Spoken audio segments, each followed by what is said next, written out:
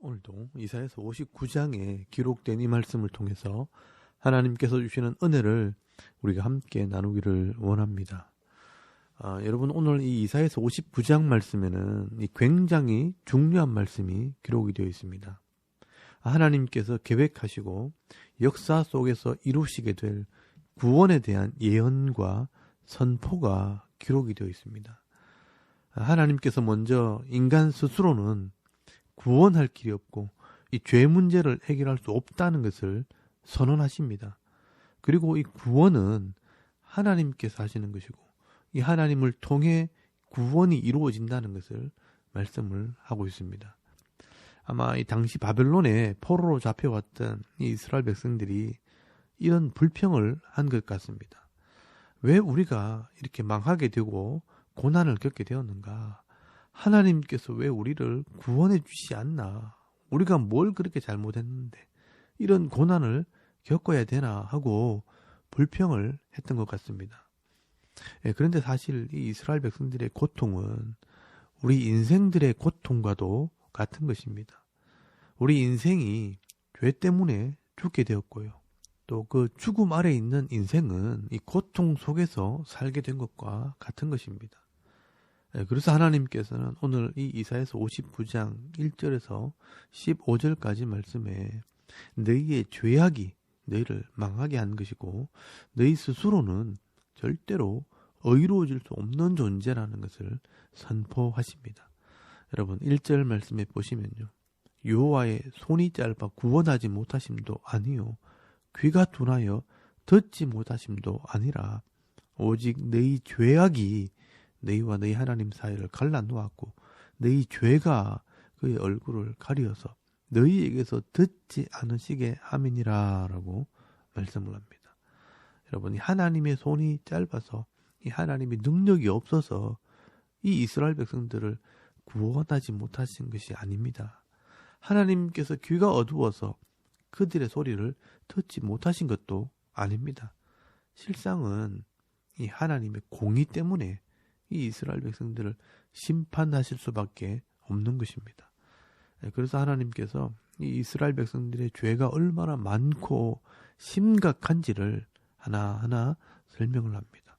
여러분 3절 말씀에 보시면 손에 피가, 손가락에는 죄악이, 입술에는 거짓이, 혀에는 악독이 가득하다라고 말씀을 합니다. 여러분 5절 말씀에도 보시면 이것을 비유로 설명을 합니다.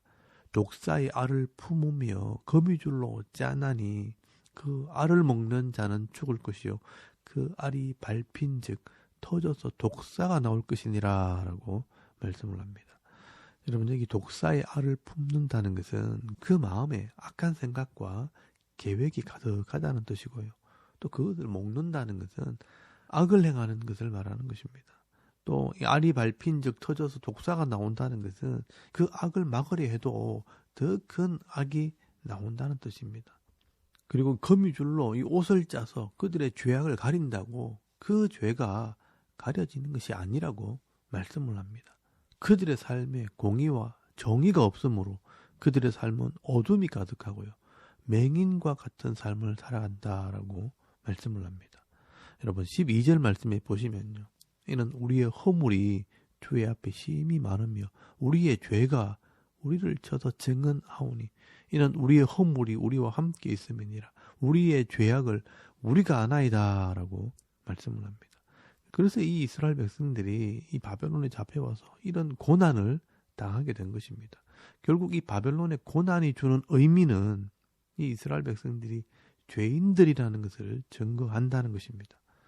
그래서 여러분 14절에서 15절까지 말씀해 보시면 정의가 뒤로 물리침이 되고 공의가 멀리 섰으며 성실이 거리에 엎드러지고 정직이 나타나지 못하는도다. 성실이 없어짐으로 악을 떠나는 자가 탈취를 당하는도다 라고 말씀을 합니다. 여러분 이 이스라엘 백성들에게는요. 정의와 공의와 정직과 성실이 없어서 결국은 망하게 되었다는 것입니다. 그래서 하나님께서 또다시 선포를 합니다. 누가 이 죄인들을 구원하고 이 백성들을 살릴 수 있겠는가? 이 이스라엘 외에 이스라엘을 구원할 중보자를 찾았지만 아무도 없다라고 말씀을 합니다. 여러분, 이 땅에 있는 어떤 사람도 이 죄인들을 구원할 자는 없다는 것입니다. 그래서 하나님께서 이 죄인들을 구원하시고 하나님께서 자기 백성을 구원하신다는 것을 선포하시는 것입니다. 여러분, 15절 말씀 하반절부터 보시면요, 여호와께서 이를 살피시고 그 정의가 없는 것을 기뻐하지 아니하시고 사람이 없음을 보시며 중재자가 없음을 이상히 여기셨으므로 자기 팔로 스스로 구원을 베푸시며 자기의 공의를 스스로 의지하사 공의를 갑옷으로 삼으시며 구원을 자기의 머리에 써서 투구로 삼으시며 보복을 속옷으로 삼으시며 열심을 입어 겉옷을 삼으시고 그들의 행위대로 갚으시되 그 원수에게 분노하시며 그 원수에게 보응하시며 섬들에게 보복하실 것이라 라고 말씀을 합니다. 여러분, 여기 보시면요, 하나님께서 직접 전쟁에 나가는 장수처럼 무장을 하시고 죄와 싸우는 모습을 설명을 하는 것입니다. 하나님께서 스스로 이 구원을 베푸시며 공의로 갑옷을 입으시고 구원으로 투구를 두시고요, 이 원수를 멸함으로 보복하시고 자기 백성을 구원하시겠다라고 말씀을 하고 있는 것입니다. 그래서 여러분 20절 말씀에 보시면요, 여호와의 말씀이니라 구속자가 시온에 임하며 야곱의 자손 가운데서 죄과를 떠나는 자에게 임하리라 라고 말씀을 합니다. 여러분, 하나님께서 이 원수를 멸하시고요, 이 죄의 문제를 해결하게 될 때 이 죄과를 떠나는 자들에게 하나님의 구원이 임하게 된다고 말씀을 합니다. 결국 우리에게 있는 이 죄의 문제를 해결할 때 우리가 구원을 받게 된다는 것입니다. 그리고 이 이스라엘을 구원하신 하나님께서 이 구원받은 이스라엘 백성들을 통해서 이방인들까지 다 구원하되 성령을 통해 이 신약의 성도들까지 구원하게 될 것을 말씀을 하게 됩니다. 여러분, 21절 말씀에 보시면요, 여호와께서 이르시되 내가 그들과 세운 나의 언약이 이러하니라. 곧 네 위에 있는 나의 영과 네 입에 둔 나의 말이 이제부터 영원토록 네 입에서와 네 후손의 입에서와 네 후손의 후손의 입에서 떠나지 아니하리라 하시니라. 여호와의 말씀이니라 라고 말씀을 합니다. 여러분, 하나님께서 새로운 언약을 세우시는데 이것은 신약 시대를 말씀하는 것입니다. 이 신약 시대는 나의 영, 이 성령을 통해서 새롭게 언약을 하는 새 언약의 시대라는 것입니다. 이 성령께서 이 하나님 말씀을 후손들의 입에 또 후손들의 후손들의 입에서 떠나지 않게 될 것이라고 말씀을 합니다. 그래서 이 이스라엘 백성들이 바벨론의 포로로 잡혀왔을 때 이 에스겔 선지자를 통해서 이 말씀을 하십니다. 여러분, 에스겔서 36장 26절에서 27절까지 말씀해 보시면요, 또 새 영을 너희 속에 두며 새 마음을 너희에게 주되 너희 육신에서 굳은 마음을 제거하고 부드러운 마음을 줄 것이며 또 내 영을 너희 속에 두어 너희로 내 율례를 행하게 하리니 너희가 내 규례를 지켜 행할지라 라고 말씀을 합니다. 여러분, 하나님께서는요, 이 신약시대 이 성령을 통해서 그 마음에 이 하나님 말씀을 깨달아 믿게 하고 또 이 하나님 말씀을 따라 순종하게 하심으로 자기 백성을 구원하시겠다는 것입니다. 여러분, 이것이 바로 하나님의 구원 계획이라는 것입니다. 하나님께서는 말씀으로 언약을 하시고요, 또 예수 그리스도를 통해 우리 죄값을 다 지불하시고 다시 성령을 보내어서 이 하나님 말씀을 읽고 듣고 깨달아 믿게 함으로 자기 백성을 구원하시고 또 이 백성들이 하나님 말씀을 따라 공의와 정의를 행하게 될 때 하나님의 백성이 세상과 다르다는 것을 보여주시겠다는 것입니다. 여러분, 이 이사야서 59장 말씀을 통해서 이 하나님께서 죄인들을 어떻게 구원할 계획을 가지고 계시는지를 잘 보시기 바랍니다. 왜 이스라엘 백성들이 망했습니까? 그들의 허물과 죄 때문입니다. 그들이 스스로는 그 죄 문제를 해결할 수 없고 또 이 죄를 가지고 아무리 구하고 부르짖어도 응답이 없는 것입니다. 그러면 하나님께서 어떻게 이 죄인들을 구원하십니까? 하나님께서 이 죄 문제를 해결하시고 우리를 구원하시고 또 이 구원받은 사람들은 성령을 통해 이 하나님 말씀을 깨닫게 하심으로 이 땅에서 공의와 정의를 행하는 삶을 살게 하시겠다는 것입니다. 결국 이 땅에서 구원받은 성도들의 표가 뭐냐?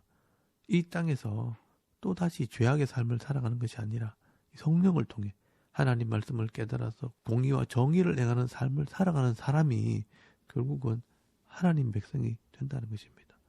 그런데 여러분, 이런 이 성경의 원리와 이 구원의 원리를 잘 알고 있는 성도들이 많지 않습니다. 그래서 예수님께서 마지막 때에 과연 믿음을 보겠느냐? 이 세상의 길은 넓고 찾는 자가 많아도 이 믿음의 길은 좁고 험해서 찾는 자가 많지 않다라고 말씀을 하시는 것입니다. 여러분, 이 사탄은요, 어떻게 해서든지 미혹하는 영을 보내고 진리를 어지럽혀서 많은 사람들을 혼란에 빠뜨리게 합니다. 거짓 목자를 보내고 이단을 일으키고 은사주의, 신비주의, 기복주의 신앙을 가르쳐서 이 성도들이 잘못된 의를 행하도록 유혹하는 것입니다. 그래서 바울은요, 에베소서 5장 18절 말씀에 보시면 세상에 취해 있지 말고 성령의 충만함을 받으라라고 말씀을 합니다. 여러분, 베드로도 베드로전서 2장 2절 말씀에 보시면요, 신령한 젖을 사모하라. 그로 말미암아 구원에 이르도록 자라게 하시느니라라고 말씀을 합니다. 여러분, 디모데후서 3장 16절 말씀 이하에 보시면 모든 성경은 하나님의 감동으로 된 것으로 교훈과 책망과 바르게 함과 의로 교육하기에 유익하니 하나님의 사람으로 온전케 하며 모든 선한 일을 행할 능력을 갖추게 한다라고 말씀을 합니다. 여러분, 오늘 우리가 이 성령의 충만함과 이 성령의 은혜를 구함으로 이 변하지 않는 이 하나님 말씀을 잘 깨달아서 공의와 정의를 이루며 또 죄를 이기는 삶을 살 때 하나님께서 예배해 놓으신 이 은혜와 복을 받아 누리시고 또 행복한 그리스도인의 삶을 살아갈 수 있는 저와 여러분의 이런 영적인 삶의 모습이 되실 수 있기를 주의 이름으로 축원합니다. 아멘. 우리 잠깐 기도드리겠습니다. 오늘도 세상에 취하는 것이 아니라 성령의 충만함으로 이 말씀을 깨닫고 공의와 정의의 삶을 살게 하옵소서. 또 나라의 평안과 이 교회의 부흥을 위해서 또 주의 종들이 이 하나님 말씀을 성실하게 가르치도록 또 여러분의 가정과 자녀들을 위해서 기도하시고요. 또 개인의 기도 제목을 따라 기도하고 오늘 하루 삶을 또 시작할 수 있길 바랍니다. 다 같이 우리 하나님께 한번 기도드리겠습니다. 살아계신 하나님, 은혜를 참 감사합니다. 오늘 이 아침에 하나님을 우리가 예배하게 하시고